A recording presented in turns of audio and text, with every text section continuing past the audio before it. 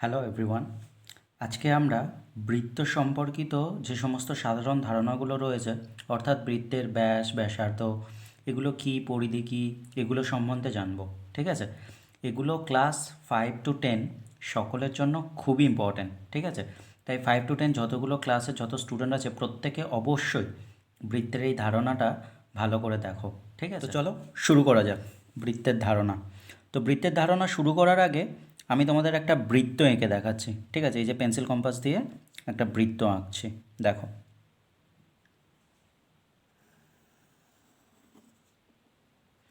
অবশ্যই পেন্সিল কম্পাসের এই যে পয়েন্টগুলো খুবই শার্প রাখবে, আর বৃত্তটা একদম নিট অ্যান্ড ক্লিন হয়, যেন বৃত্তের মধ্যে কোনো রকম মানে ডবল দাগ বা বোঝা যাচ্ছে না এরকম যেন না হয়। দেখো, বৃত্তের এই যে পয়েন্টটাকে কেন্দ্র করে আমরা বৃত্তটা এঁকেছি, এই যে পয়েন্টটা, অর্থাৎ পেন্সিল কম্পাসের এই যে পয়েন্টটা, এটা এখানটাই ছিল।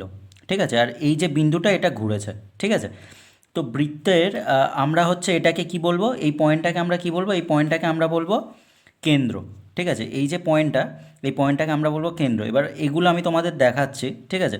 তার আগে তাহলে বৃত্ত কাকে বলে সেটা একটু আমরা জেনে নিই। ঠিক আছে? তো বৃত্তের ডেফিনেশনটা একটু দেখি। দেখো, বৃত্ত কাকে বলে। ঠিক আছে? এটা মুখস্থ রাখতে হবে না, কিন্তু জেনে নাও একটু। ঠিক আছে? সমতলে যদি, সমতলে অর্থাৎ দেখছো এটা একটা সমতল, সমতলে যদি একটি চলমান বিন্দু, এই সমতল একটা চলমান বিন্দু, মানে এই বিন্দুটা থেকে এইটা হচ্ছে চলমান বিন্দু। ঠিক আছে? চলমান বিন্দু একটি নির্দিষ্ট বিন্দু থেকে সমান দূরত্ব, সমান দূরত্ব বজায় রেখে গতিশীল হয়।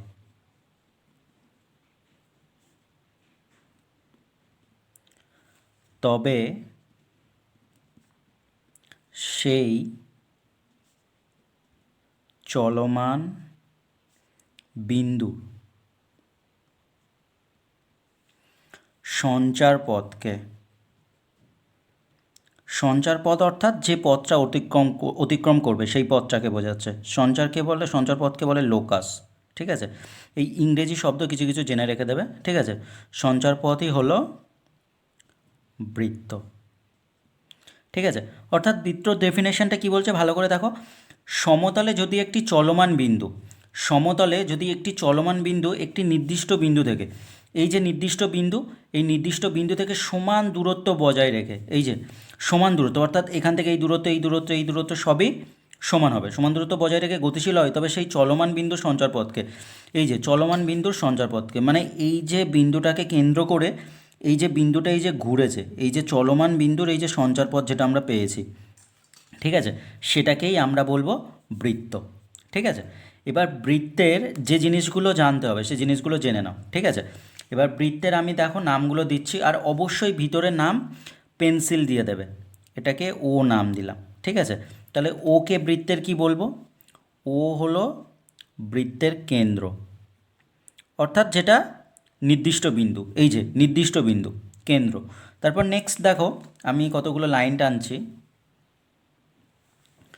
এই যে লাইনটা টানলাম, এটার নাম দিলাম কি দেখো, পি কিউ। ঠিক আছে? তাহলে এই পি কিউটাকে কি বলবো? এই পি কিউকে বলবো বৃত্তের, বৃত্তের ব্যাস। কি বলবো? বৃত্তের ব্যাস। ইংরেজিতে এটাকে বলে ডায়ামিটার।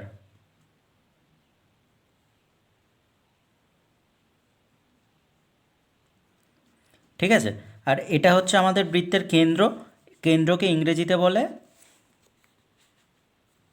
কেন্দ্রকে ইংরেজিতে বলে সেন্টার।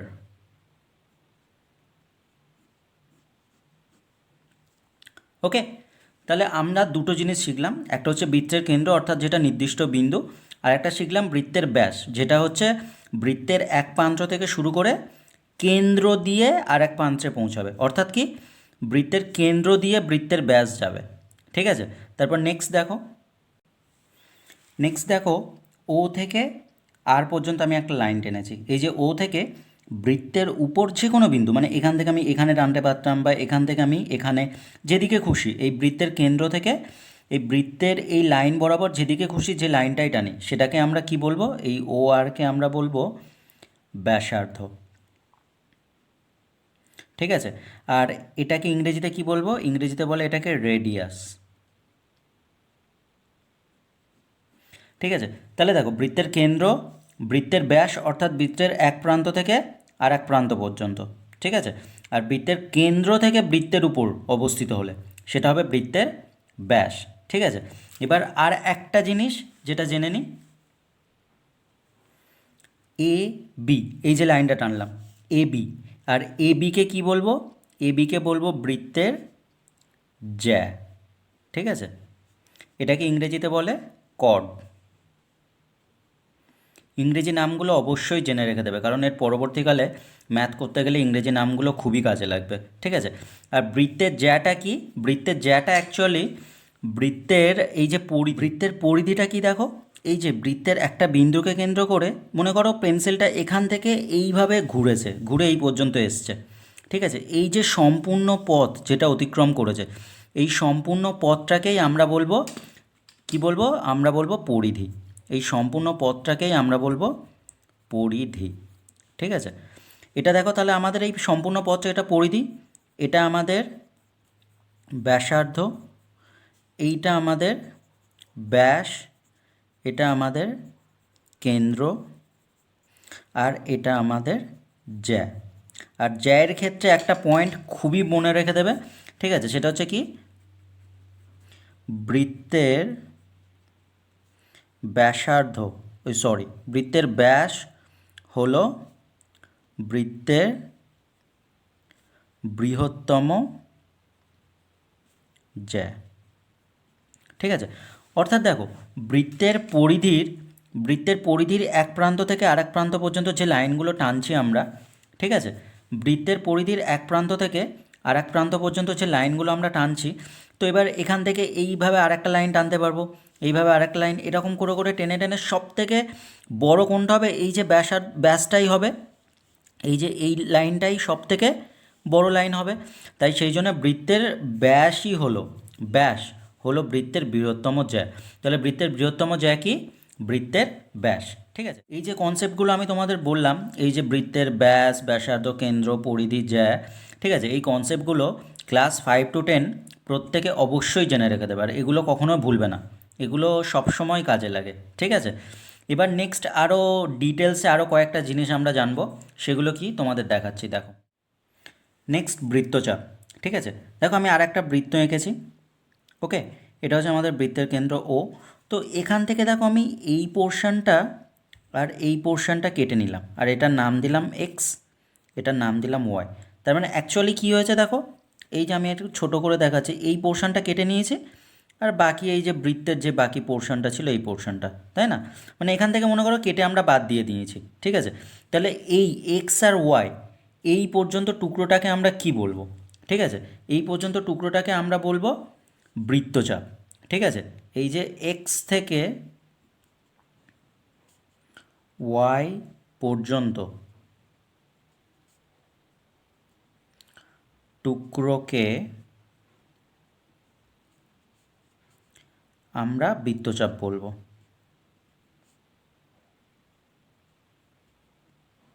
বৃত্তচাপ বলি।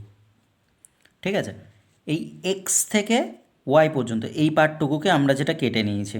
ঠিক আছে, তো এবার আমি যদি একটা লাইন টানি,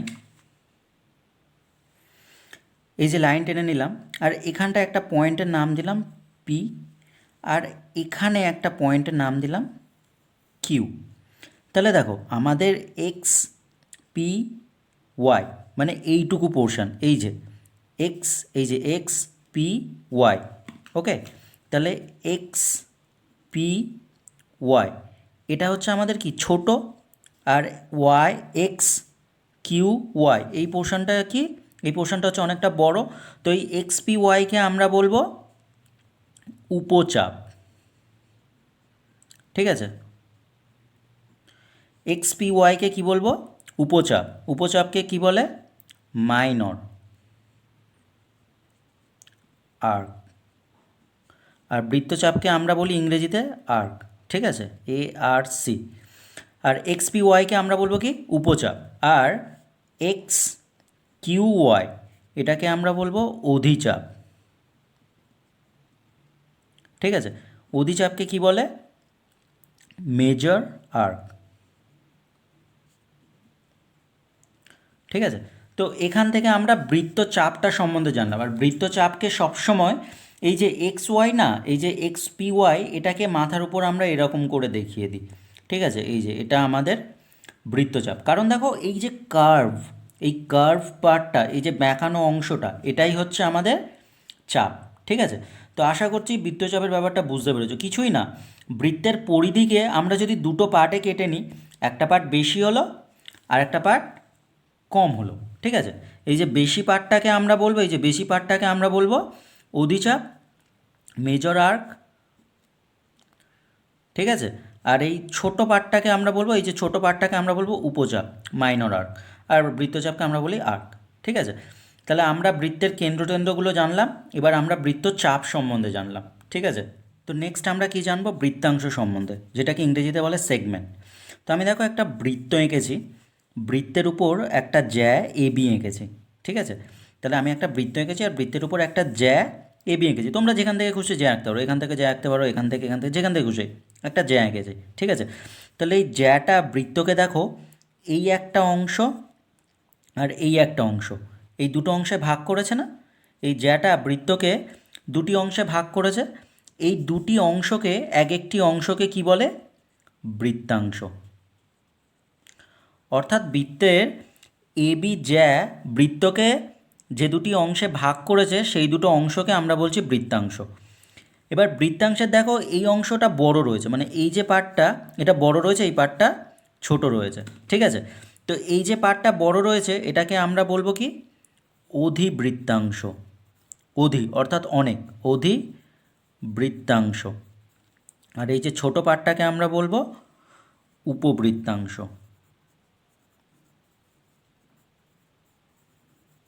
ঠিক আছে, এই যে অনেক যে পার্টটা রয়েছে সেটাকে আমরা বলবো অধিবৃত্তাংশ, আর এই যে ছোটো পার্টটা রয়েছে এটাকে আমরা বলবো উপবৃত্তাংশ। ঠিক আছে, যেটাকে ইংরেজিতে কি বলে? এটাকে বলে মেজর সেগমেন্ট, আর এটাকে বলে মাইনর সেগমেন্ট। তো এটাকে বলে মেজর সেগমেন্ট আর এটাকে বলে মাইনর সেগমেন্ট। ঠিক আছে, অর্থাৎ দেখো বৃত্তের যদি কোনো একটি জ্যা বৃত্তকে দুটি অংশে ভাগ করে, তাহলে একটাকে আমরা বলবো, যেটাকে অনেক আছে সেটাকে আমরা বলবো মেজর সেগমেন্ট, আর যেটা কম আছে সেটাকে বলবো মাইনর সেগমেন্ট। আর একটু আগে আমি তোমাদের দেখিয়েছি এই যে বৃত্তচাপ, বৃত্তচাপ ব্যাপারটা কি? যে বৃত্তের এক্স আর ওয়াই দুটো পার্টকে যদি আমরা আলাদা করে নিই, ঠিক আছে, বৃত্ত থেকে দুটোকে কেটে যদি আমরা বাদ দিয়ে নিই, পরিধি থেকে দুটো পার্টকে যদি আমরা কেটে আলাদা করে নিই, তাহলে এক একটি পার্টকেই আমরা বলবো বৃত্তচাপ। আর অল্প বৃত্তচাপটাকে আমরা বলবো উপচাপ, আর হচ্ছে যেটার পরিমাণটা বেশি রয়েছে সেটাকে আমরা বলবো অধিচাপ। ঠিক আছে, আর বৃত্তচাপ এখানে শুধু এক্স ওয়াই বা এটাকেও শুধু এক্স ওয়াই দিয়ে না লিখে এই যে এক্স পি ওয়াই আর হচ্ছে এক্স কিউ ওয়াই এরকম তিনটে নাম দিয়ে আর এরকম কার্ভ করে লেখাটাই বেস্ট। ঠিক আছে, এরপর নেক্সট দেখো বৃত্তকলা। তো বৃত্তকলাটা কি? দেখো ও কেন্দ্রীয় একটি বৃত্তের ও এ এবং ও বি, এই দুটো ব্যাসার্ধ, এই দুটো ব্যাসার্ধ দ্বারা সীমাবদ্ধ যে অঞ্চলটা রয়েছে, দেখো এই দুটো ব্যাসার্ধ দ্বারা এই সীমাবদ্ধ অঞ্চলটা রয়েছে, আবার এই দুটো ব্যাসার্ধ দ্বারা এই পুরোটা সীমাবদ্ধ অঞ্চল রয়েছে, তাই না? তাহলে এগুলোকে এক একটাকে আমরা বলি বৃত্তকলা। ঠিক আছে, তো কি বলছি দেখো, ও কেন্দ্রীয় বৃত্তের ও এ এবং ও বি ব্যাসার্ধ এবং এ বি, ঠিক আছে, এই যে বৃত্তচাপ দ্বারা সীমাবদ্ধ ক্ষেত্রকে বৃত্তকলা বলে। অর্থাৎ কি, এই যে A B, O A R O B এই দুটো ব্যাসার্ধ, আর তোমার এই যে এ বি বৃত্তচাপ, এই এই ব্যাসার্ধ আর এই বৃত্তচাপ দ্বারা সীমাবদ্ধ ক্ষেত্রকেই আমরা কি বলবো, বৃত্তকলা বলবো। ঠিক আছে, তাহলে বৃত্তকলার কি, এই দেখো এই একটা পার্ট রয়েছে, এটা হচ্ছে স্মল পার্ট, আর এই যে পার্টটা রয়েছে এটা হচ্ছে লার্জ পার্ট, তাই না? তো এটাকে আমরা বলবো বড় বৃত্তকলা,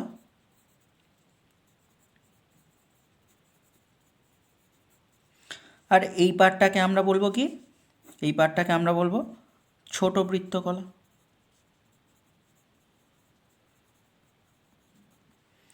কি হবে, মানে মেজর সেগমেন্ট,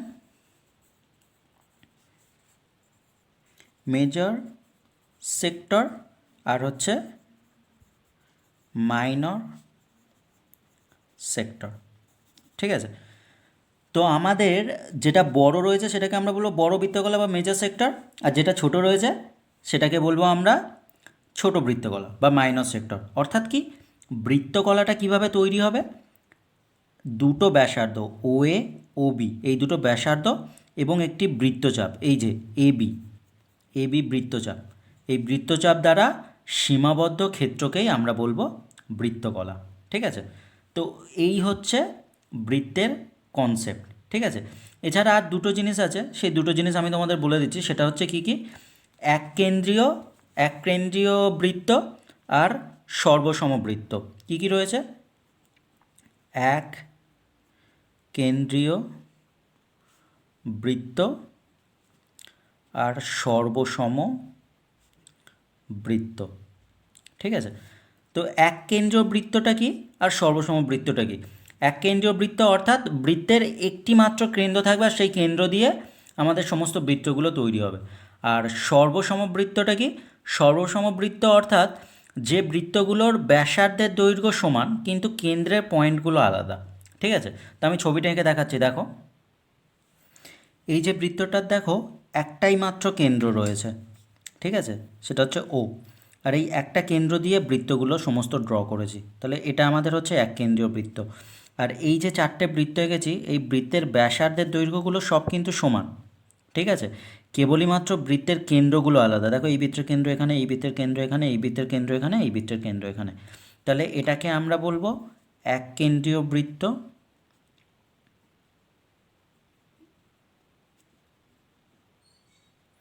আর এই যে বৃত্তগুলোকে আমরা বলবো সর্বসমবৃত্ত। ঠিক আছে, এই হচ্ছে অল ওভার বৃত্তের কনসেপ্ট। ঠিক আছে, এবার আমি কিছু রুলস লিখব, যে রুলসগুলো বৃত্তের অঙ্ক করার জন্য কাজে লাগবে। ঠিক আছে, তার আগে আমি তোমাদের ব্রিফলি আর একবার একটু বলে দিচ্ছি, যা যা বললাম সেগুলো দেখে নাও একটু। প্রথমে দেখো একটা বৃত্ত এঁকেছিলাম। ঠিক আছে, বৃত্তের এই যে বিন্দু, নির্দিষ্ট বিন্দুটা রয়েছে, সেই বিন্দুটার নাম দিয়েছি আমি কেন্দ্র, অর্থাৎ যে পয়েন্টটা দিয়ে বৃত্তটাকে আঁকবো আমরা সেটাকে আমরা বলবো কেন্দ্র। এবার বৃত্তের এই যে এক প্রান্ত থেকে আর এক প্রান্ত পর্যন্ত যে লাইনটা আমরা ড্র করেছি সেটাকে আমরা বলবো বৃত্তের ব্যাস। ঠিক আছে, তারপর আবার দেখো বৃত্তের এই যে বৃত্তের একটা বিন্দু থেকে অপর বিন্দু পর্যন্ত একটা লাইন ড্র করেছি, সেটাকে আমরা বলছি জ্যা, যেটা বৃত্তের কেন্দ্র দিয়ে যাবে না, লাইনটা কি কেন্দ্র দিয়ে যাবে না, সেরকম লাইনকে আমরা বলবো বৃত্তের জ্যা। আর বৃত্তের কেন্দ্র থেকে বৃত্তের উপরে যে বিন্দুটা আমরা ড্র করেছি সেটাকে আমরা বলবো বৃত্তের ব্যাসার্ধ।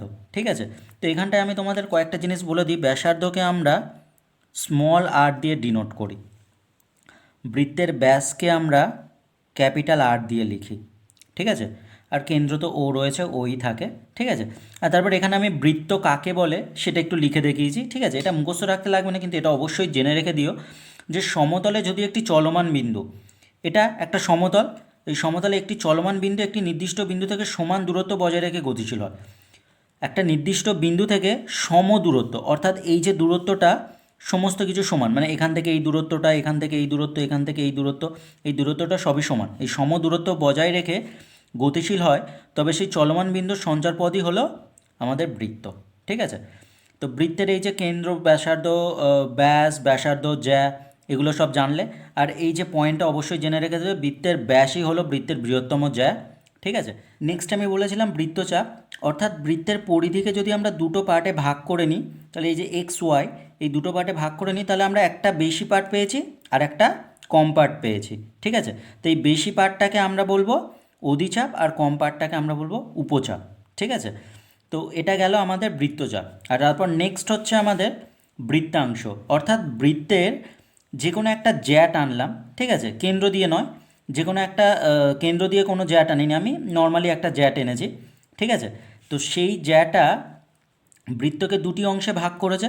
তো যে অংশটা অধিক আছে সেটাকে বলবো মেজর সেগমেন্ট, আর যেটা ছোট আছে সেটাকে আমরা বলবো মাইনর সেগমেন্ট। ঠিক আছে, এবার যদি জ্যাটা কেন্দ্র দিয়ে যেত, জ্যাটা যদি কি কেন্দ্র দিয়ে যেত, তাহলে সেটাকে আমরা বলতাম কি অর্ধবৃত্ত। কি বলতাম? অর্ধবৃত্ত। ঠিক আছে, তো যদি জ্যাটা হচ্ছে কি কেন্দ্র দিয়ে গেলে সেটাকে আমরা বলবো অর্ধবৃত্ত।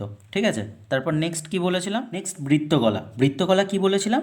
যে ও কেন্দ্রীয় বৃত্তের ও এ এবং ও বি ব্যাসার্ধ, অর্থাৎ এই যে ও কেন্দ্রীয় বৃত্তের ও এ এবং ও বি দুটো ব্যাসার্ধ এবং একটি চাপ দ্বারা সীমাবদ্ধ ক্ষেত্রকেই আমরা বলছি বৃত্তকলা। অর্থাৎ আমাদের কি কি প্রয়োজন? দুটো ব্যাসার্ধ প্রয়োজন। ঠিক আছে, এই যে ও এ এবং ও বি দুটো ব্যাসার্ধ প্রয়োজন এবং একটি চাপের প্রয়োজন, তার দ্বারা যে সীমাবদ্ধ ক্ষেত্রটা পাবো আমরা, এটা বেধি অধিক ক্ষেত্র আর এটা কম, তো এটাকে বলবো ছোট বৃত্তকলা আর এটাকে বলবো আমরা বড় বৃত্তকলা। ঠিক আছে, আর তারপর আমি তোমাদের জাস্ট বলেছিলাম কি এক কেন্দ্রীয় বৃত্ত আর সর্বসমবৃত্ত। ঠিক আছে, এক কেন্দ্রীয় বৃত্ত অর্থাৎ বৃত্তের একটি মাত্র কেন্দ্র থাকবে, আর সর্বসমবৃত্ত অর্থাৎ প্রত্যেকটা বৃত্তর কেন্দ্রগুলো আলাদা আলাদা থাকবে কিন্তু ব্যাসার্ধের দৈর্ঘ্য সমান হবে। ঠিক আছে, এবার আমি তোমাদের কিছু সূত্র লেখাচ্ছি, এই সূত্রগুলো বৃত্তের অঙ্ক করার জন্য কাজে লাগবে। ঠিক আছে, এই সূত্রগুলো ভালো করে জেনে নাও। তো 1 নম্বর সূত্র কি? ঠিক আছে, আমরা জানি ব্যাস সমান সমান 2 ইন্টু ব্যাসার্ধ। দেখো আমাদের ব্যাসের দৈর্ঘ্যটা তো সবসময় বড় আর ব্যাসার্ধ তার অর্ধেক, তাই না? তো এটাকে ইংরেজিতে আমরা লিখি ক্যাপিটাল আর সমান সমান 2 ইন্টু স্মল আর, বা ক্যাপিটাল আর না লিখে এটাকে আমরা ডি ইজুগাল টু 2 ইন্টু আরও লিখতে পারি। ঠিক আছে, ডি ফর ডায়ামিটার, ঠিক আছে, আর আর ফর রেডিয়াস, এই স্মল রেডিয়াস দিয়ে। তো ব্যাসার্ধ ইজুগাল টু 2 ইন্টু ব্যাস, তাহলে এখান থেকে আমরা লিখতে পারি এই সূত্রটি আর একটা পার্ট, ব্যাসার্ধ সমান সমান কী হবে? ব্যাসার্ধ সমান সমান হবে কি ব্যাস বাই 2। অর্থাৎ আমাদের যদি ব্যাস বের করতে হয় আর ব্যাসার্ধ বলে দেয়, আমাদের কি ব্যাস বের করতে হয় আর ব্যাসার্ধ যদি বলে দেয়, তাহলে ব্যাসার্ধর সাথে 2 গুণ করে দিলে আমরা ব্যাস পেয়ে যাব। আর আমাদের যদি ব্যাস বলে দেয় আর ব্যাসার্ধ বের করতে বলে, আমাদের কি ব্যাস যদি বলে দেয় আর ব্যাসার্ধ বের করতে বলে, তাহলে আমরা ব্যাসকে 2 দিয়ে ভাগ করে দিলেই ব্যাসার্ধ পেয়ে যাব। ঠিক আছে, আর বৃত্তের পরিধি আর ক্ষেত্রফলের সূত্রটা জেনে নাও। বৃত্তের পরিধির সূত্র কি? বৃত্তের পরিধি সমান সমান হয় 2 পাই আর। ঠিক আছে, মানে এটাকে আমি যদি লিখি 2 ইন্টু, এটাকে আমরা বলি পাই। ঠিক আছে, পায়ের মান হচ্ছে 22/7 আর আরটা হচ্ছে আমাদের ব্যাসার্ধ। ঠিক আছে, অর্থাৎ 2 ইন্টু 22/7 ইন্টু ব্যাসার্ধ। ঠিক আছে, এই যে আর সমান সমান ব্যাসার্ধ। ওকে, ঠিক আছে, আর বৃত্তের ক্ষেত্রফলের সূত্র, ক্ষেত্রফল হচ্ছে পাই আর স্কোয়ার, অর্থাৎ কি পাই ইন্টু ব্যাসার্ধ গুণ ব্যাসার্ধ, অর্থাৎ দুটো ব্যাসার্ধের আমাদের গুণ করতে হবে। ঠিক আছে, এক্ষেত্রে আমাদের এককটা হবে জাস্ট একক লিখলেই হবে, আর এখানে আমাদের কি লিখতে হবে? বর্গ একক। ঠিক আছে, এবার আমার কথাটা হচ্ছে যে পরিধিটা কি আর ক্ষেত্রফলটা কি? পরিধি আমি তোমাদের বলেছি, মনে করো এখান থেকে হাঁটা শুরু করলে, এই যে বৃত্তটাতে আমি দেখাচ্ছি, এখান থেকে হাঁটা শুরু করলাম, এখান থেকে এই পথ অতিক্রম করে এইভাবে আসছি, এই যে আসলাম, এই যে আসলাম, এই যে আসলাম, এসে আবার এখানে থামলাম। ঠিক আছে, এখান থেকে এই যে ঘুরে এই যে এক পাকটা অতিক্রম করলাম, এটাকেই আমরা বলি পরিধি। ঠিক আছে, আর ক্ষেত্রফল অর্থাৎ ভিতরে কতটা জায়গা আছে। অর্থাৎ তোমরা মনে করো ক্ষেত্রফল মাঠের মধ্যে একটা খেলা করছো, একটা বৃত্তাকার মাঠের মধ্যে খেলা করছো, তো ভিতরে যে পোর্শনগুলোতে তোমরা খেলা করতে পারছো, মানে দৌড়াতে পারছো, ছুটতে পারছো, এই যে পোর্শনটা, ঠিক আছে, সেটাকে আমরা বলি ক্ষেত্রফল। অর্থাৎ ভিতরের যে জায়গাটা রয়েছে সেটাকে আমরা বলি ক্ষেত্রফল। আর এই যে লাইন ক্রস করে এই যে দূরত্বটা অতিক্রম করছি, অর্থাৎ ওই বৃত্তাকার ক্ষেত্রের চারিদিকে ঘুরে আসা, এটাকেই আমরা বলছি পরিধি। তো পরিধি বের করার সূত্র হচ্ছে 2πr, অর্থাৎ 2 × 22⁷ ইন্টু ব্যাসার্ধ। আর ক্ষেত্রফল বের করার সূত্র πr², অর্থাৎ π × r/r। ঠিক আছে, তো এই হলো এই দুটো সূত্র।